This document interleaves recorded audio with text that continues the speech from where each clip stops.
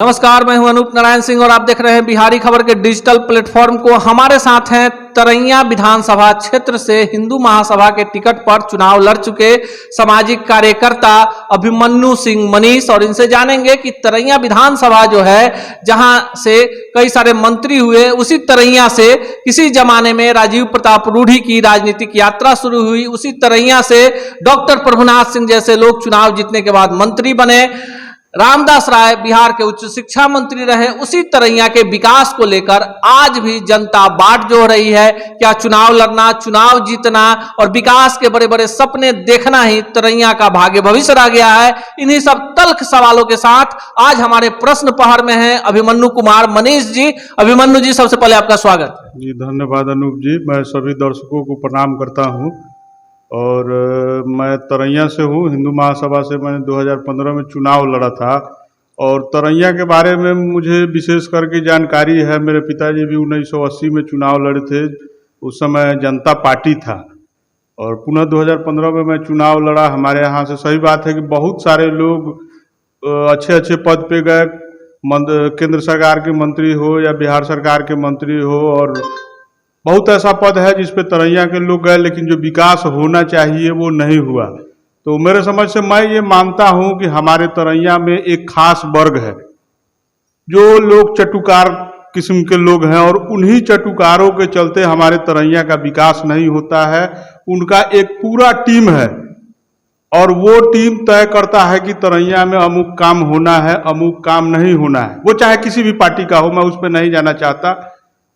जैसे ही कोई सत्ताधारी आता है या जो भी सत्ता में आते हैं, उनके साथ वो चटुकार लग जाता है और जो विकास का जो धारा बहना चाहिए उसको वो बाधित कर देता है। और मेरे ख्याल से तरैया के लिए खास करके तो ये तरैया के बारे में हम जब चर्चा कर रहे हैं, तरैया के बारे में आपको बता दें कि तरैया की जो भौगोलिक स्थिति है वहां पर बाढ़ वहां की प्रमुख समस्या है। तरैया विधानसभा शुरू होता है बैकुंठपुर विधानसभा के सीमा क्षेत्र से शुरू होता है और मसरख विधानसभा हुआ करता था जो नए परिसीमन में समाप्त हो गया। उससे एक प्रखंड पानापुर जो है तरैया में जुट गया है। तरैया 3 प्रखंडों में विभाजित है, तरैया सदर, पानापुर और इसुआपुर। तीनों की भौगोलिक स्थिति अलग है, लेकिन जो गंडक नदी है उसके किनारे किनारे का जो भाग है वहां ना खेती हो पाती है, साल के 6 महीने बाढ़ रहता है, कटाव रहता है। जो भी विधायक होते हैं, सांसद होते हैं, लंबे चौड़े वादे करते हैं और जनता उन्हें वोट दे देती है। आइए जानते हैं मनीष जी से, ये जो आपके यहाँ बाढ़ का जो गणित है, जो राजनीति है, वो क्या है? बाढ़ का जो गणित है और राजनीति है, बाढ़ तो हमारे पूर्वज बताते हैं कि हम लोगों ने पहले कभी देखा नहीं था। बहुत पहले एक बार बाढ़ आया था, लेकिन मेरे अपने होश में ये हमारे यहाँ 4-5 बार बाढ़ आ गया।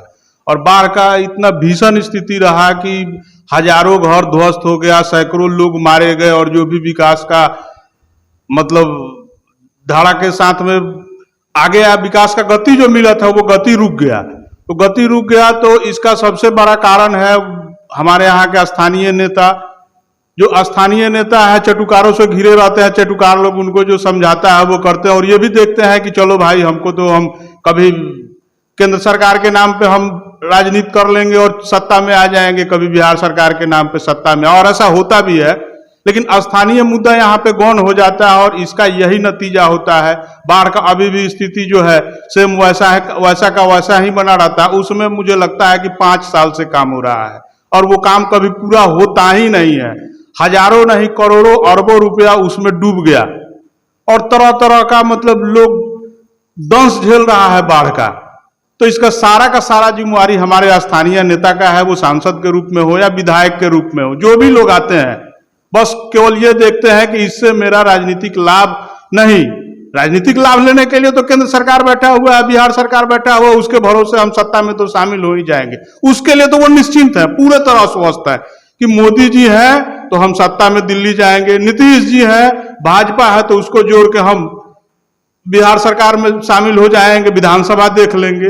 रह गया अपना, तो अपना जेब हमको भरना चाहिए और हमारा अपना जेब भर रहा है। काम जैसा है वैसा है और लोगों के नाम पे चटुकार लोग घेरे रहते हैं। असल जो लोग है यहाँ पे जो मांस क्या खोजता है उनकी बात दब जाती है यहाँ। वो वहां तक पहुंच नहीं पाते हैं, चटुकार लोग पहुंचने नहीं देते हैं। एक तरीका से हम भोजपुरी भाषी हैं, तो हमारे यहाँ से जो चमचा उनको बोल लीजिए, या दलाल बोल लीजिए, या ठेकेदार बोल लीजिए, ये लोग सही लोग को वहां पहुंचने नहीं देते हैं और सही कार्य होने नहीं देते हैं। जनता क्या चाह रहा है इसको ये लोग कभी पूरा नहीं होने देंगे। और हमारे यहाँ के चटुकार लोग कभी पुरवैया का लाभ लेते हैं, कभी पछिया का लाभ लेते हैं, और ये लाभ आजीवन लेते रहेंगे, और कभी इनको अपना यहाँ लाभ कुछ मिलने वाला नहीं है, और ना ही जनता का भलाई इन चटुकारों के रहते और यहाँ का स्थानीय नेताओं के रहते किसी को मिलने वाला है। अब एक और सवाल, जब तरैया के विकास की बात कर ले, मॉर्टेन फैक्ट्री बगल में एकदम सटा हुआ, मढ़ौरा में मॉर्टेन फैक्ट्री हुआ करता था, चीनी मिल हुआ करती थी, और चीनी मिल की जो हजारों एकड़ जमीन है जहां खेती होती थी, गन्ने की खेती होती थी, वो तरैया विधानसभा क्षेत्र में आ जाता है।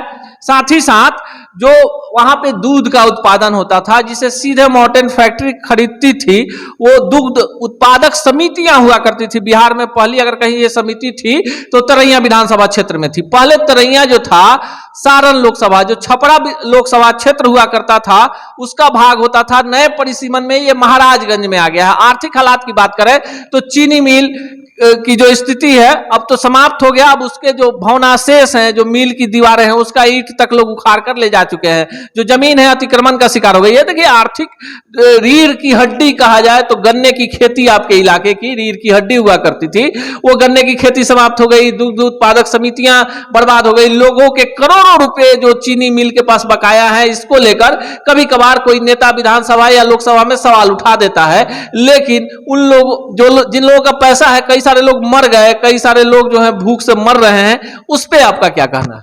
जी बिल्कुल सही बात है। चीनी मिल का मुद्दा हो या मॉर्टेन फैक्ट्री का, तो मैं चीनी मिल के बारे में बता देता हूं। दूसरा क्या, मैं खुद उस परिवार से हूं जहां मेरा किसान का परिवार है, और हमारे यहाँ का जो गन्ना होता था चीनी मिल में जाता था मढ़ौरा, जो बंद हो गया। तो बंद हो गया तो एक तरीका से बिल्कुल समझिए कि रीढ़ तो ये टूट ही गया। पूर्ण तो हम लोग आधारित थे, उसी पे आधारित थे।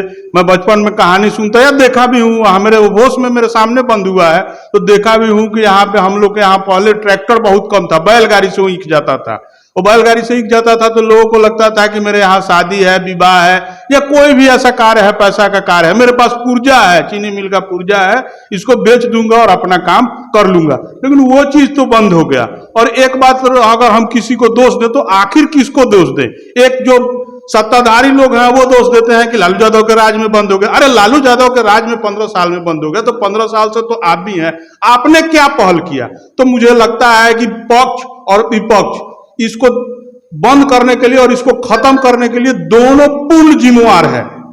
और इन्हीं लोगों के चलते ये चीनी मिल, ये जो भी हमारे यहाँ का विकास का जो कार्य है वो बंद है, और हमारे लोग इसका दंश झेल रहे हैं, आगे भी झेलेंगे अगर सही समय पे लोगों ने आवाज नहीं उठाया। अगर आवाज भी कोई उठाना चाहता है तो एक बहुत बड़ा टीम है। चटुकार का मैं तो पहले ही बताया, पार्टी के रूप में भी बहुत सारे लोग आगे पीछे आ जाते हैं और इस बात को दबाना चाहते हैं। ये बात मत बोलो भाई हम सत्ता पक्ष के हैं, तो ये बात मत बोलो। हमारे यहाँ प्रधानमंत्री जी भी आए थे अपने भाषण में 2015 में। मुझे एक वाकया याद है कि जब मैं चुनाव लड़ रहा था तो हमको बोला गया कि प्रधानमंत्री जी 27 तारीख को, या पता नहीं, हमको उतना याद नहीं है, आ रहे हैं, आप उसमें शामिल हो जाइए। मैं नहीं गया। तो उस समय प्रधानमंत्री जी ने भाषण दिया था कि चीनी, यहाँ के चीनी मिल का मिठास पूरे विश्व में या पूरे भारत में मीठा घोलता है। आखिर वो मीठा कड़वा क्यों हो गया? प्रधानमंत्री जी को आए हुए हमको लगता है कि 6-7 साल हो गया। ये 7 साल में हमारे यहाँ के चीनी का मिठास कड़वा होते जा रहा है और आगे भी कड़वा होगा। इस पे पहल करने का जरूरत है। हमारे नेता लोग, मैं किसी पे आरोप नहीं लगा रहा, हमारे नेता लोग इसमें आगे आए और आगे आके कम से कम उस चीनी मिल की मिठास जो है उसको तो बरकरार रहे। विश्व प्रसिद्ध था हमारे यहाँ मॉर्टेन मिल, वो भी खत्म हो गया। हमारे परिवार के लोग उसमें काम करते थे, किसी रूप में, हमारे चाचा उसमें दरवान थे, किसी न किसी रूप से तो लाभ लेते थे। हमारे गांव के 100 लोग उसमें काम करते थे। आज सब लोग बेरोजगार हैं, कोई दिल्ली पलायन कर गया, उसका परिवार, बहुत सारे लोग तो मर गए। अब हमको लगता है कि 1-2 लोग बचे हुए हैं। कोई दिल्ली उनका परिवार पलायन कर गया या कहीं पलायन कर गया। अगर मिल रहता, मैं और 2 फैक्ट्री है उसको तो नहीं देख रहा हूं या नहीं देखा हूं चलते हुए, लेकिन 2 फैक्ट्री को मैंने देखा है, चीनी मिल और मॉर्टेन मिल को अंदर से भी घूम के देखा हूं उस समय। लेकिन आज की स्थिति ये नहीं है, मतलब ये धरोहर के रूप में रह गया, धरोहर क्या अवशेष के रूप में रह गया है। लोगों ने उसको चोरों ने उसको चुरा लिया, वहां का जो भी मशीनरी था, ईंटा तक लोग ढो लिया और प्रशासन उसको, एक सरकार ने इसको बंद करवाया और दूसरे सरकार ने इसको पूर्णतः बेच दिया और ढोआ दिया। चलिए चीनी मिल की भी बात हो गई, सबकी बात हो गई। आखिरी सवाल, तरैया के लोगों का, तरैया के इलाके का, तरैया की समस्याओं का विकास कैसे होगा? जो जन समस्याएं हैं आजादी के बाद से, क्या सपने दिखाएंगे? चुनाव जीतने के बाद लोग अपना घर बनाएंगे? तरैया के लोगों का भाग्योदय कैसे होगा? लोग क्या करें? आपके अंदर क्या विजन है इसको? मैं अपने तरैया के लोगों से ये अपील करूंगा कि एक बनिए, नेक बनिए और अच्छे लोगों का, ये मैं नहीं कहता कि मैं आपके बीच में आ रहा हूं और मुझे ही चुनिए। जो अच्छे लोग हैं, जो आपके लिए कुछ कर सके, आपके समाज के लिए, जो लोग आपके साथ में दर्द झेला है, दंश झेला है, वो लोग अगर आपके बीच में आते हैं तो मुझे लगता है कि जरूर विकास होगा और आगे विकास होते रहेगा। जो लोग बाहरी लोग हैं तो वो तो आपको यूज एंड थ्रो करेंगे, अपनाएंगे, अपना काम बनाएंगे और चलते बनेंगे।